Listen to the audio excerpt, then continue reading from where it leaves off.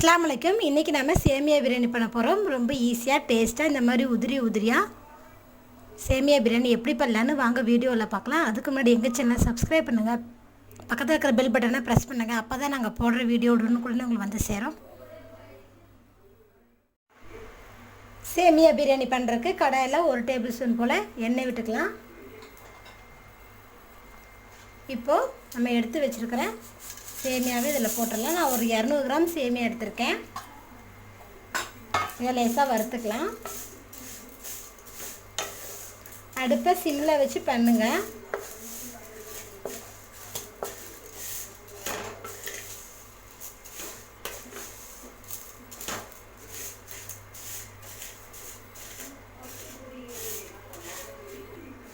சேமியா இந்த மாதிரி நம்ம வறுக்கும்போது நல்லா உதிரியாக இருக்கும். பிரியாணி சேமியா நல்லா டேஸ்ட்டாகவும் இருக்கும். பாருங்கள், இன்னும் நம்ம கொஞ்சம் வறுத்தா போதும்.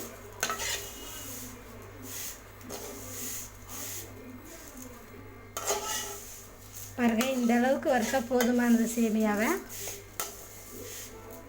பாருங்கள், நல்லா வறுத்துக்கலாம். இப்போ அது ஒரு பவுலில் மாற்றிடலாம். பாருங்கள், ஒரு பவுலில் மாற்றி எடுத்து வச்சுருக்கோம்.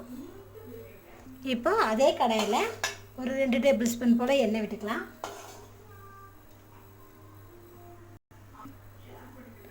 ஒரு 4 பட்டை, 2 ஏலக்காய், 3 கிராம்பு இது இதில் போட்டுடலாம். பட்டை, கிராம்பு, ஏலக்காய் எண்ணெயில் பொரிஞ்சதுமே கட் பண்ணி வச்சுருக்கிற ஒரு பெரிய வெங்காயத்தை இதில் சேர்த்துடுறேன்.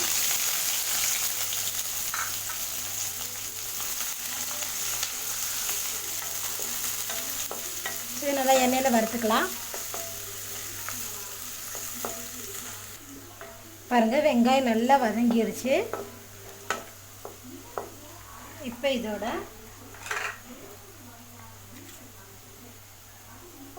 ஒரு 1 டேபிள் ஸ்பூன் போல் இஞ்சி பூண்டு பேஸ்ட் போட்டிருக்கேன். இதை நல்லா வதக்கிக்கலாம்.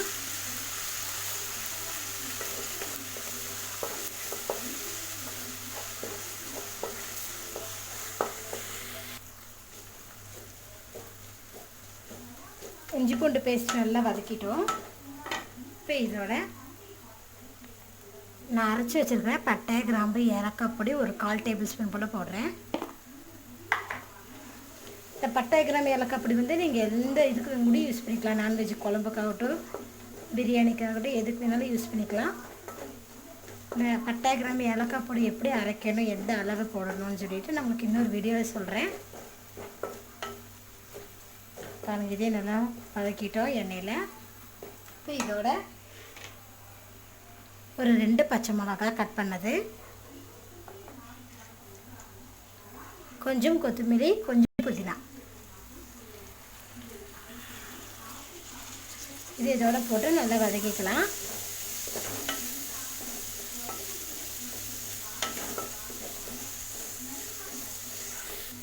கொத்தமல்லி, புதினா, பச்சை மிளகாய் இதெல்லாம் வதங்கினதுமே இதில் நான் ஒரு தக்காளி ஆட் பண்ணுறேன். நான் ஒரு தக்காளி, பெரிய தக்காளி எடுத்திருக்கேன்.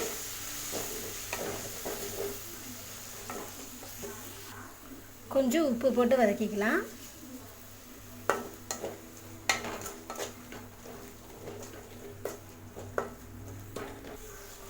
தக்காளி பாருங்கள் நல்லா வதங்கிருச்சு. இப்போ இதோட நம்ம காய் சேர்த்திடலாம். கேரட்டு, பீன்ஸு, பட்டாணி இது எல்லாமே 1/4 கப் எடுத்திருக்கேன்.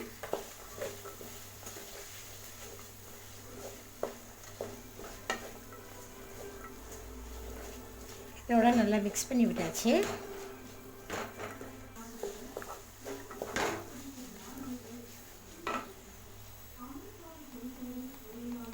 இதோட ஒரு 1/4 டீஸ்பூன் மஞ்சத்தூள், ஒரு 1 டீஸ்பூன் மிளகாய்த்தூள், ஒரு 1/2 டேபிள் ஸ்பூன் மல்லித்தூள். நம்ம காய் வேகிறதுக்கு கொஞ்சமாக உப்பு போட்டுக்கலாம். இதெல்லாம் நல்லா மிக்ஸ் பண்ணி விட்டுருங்க.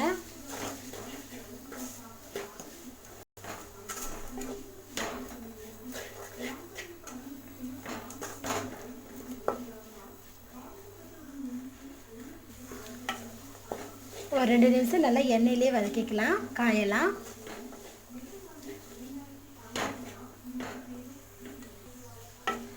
பாருங்கள், காயை எண்ணெயிலே நல்லா வதக்கிட்டோம்.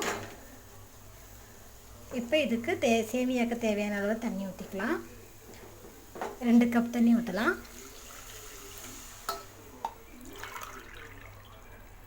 நீங்கள் 200 கிராம் எடுத்திங்கன்னா 2 கப் தண்ணி ஊற்றிங்கன்னா சரியாக இருக்கும்.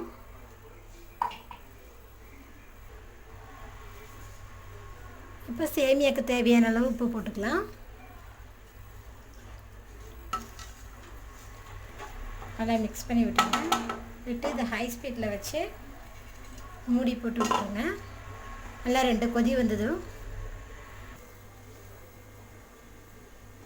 5 மினிட்ஸ் ஆச்சு. இப்போ பார்ப்போம்.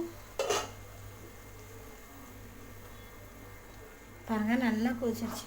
இப்போ நம்ம வறுத்து வச்சுருக்கிற சேமியாவை இதில் ஆட் பண்ணிடலாம்.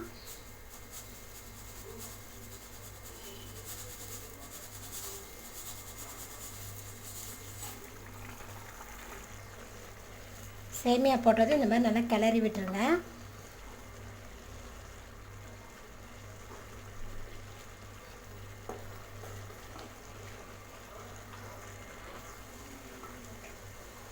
அடுப்பு சிம்மில் வச்சுருங்க. சிம்மில் வச்சு ஒரு மூடி போட்டு ஒரு 2 நிமிஷம் இருக்கட்டும். 2 நிமிஷம் ஆயிடுச்சு. இப்போ ஓப்பன் பண்ணி பார்ப்போம்.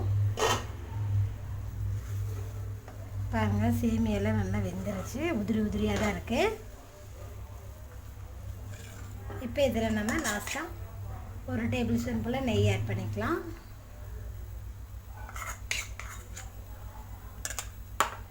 நல்லா கலந்து விட்டுருங்க.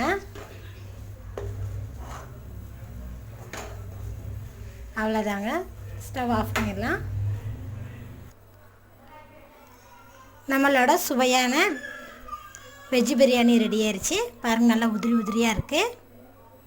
நீங்களும் இதேமாரி செஞ்சு சாப்பிட்டு உங்கள் ஃபீட்பேக்கை சொல்லுங்கள். எங்கள் சேனலை சப்ஸ்கிரைப் பண்ணுங்கள். தேங்க்யூ.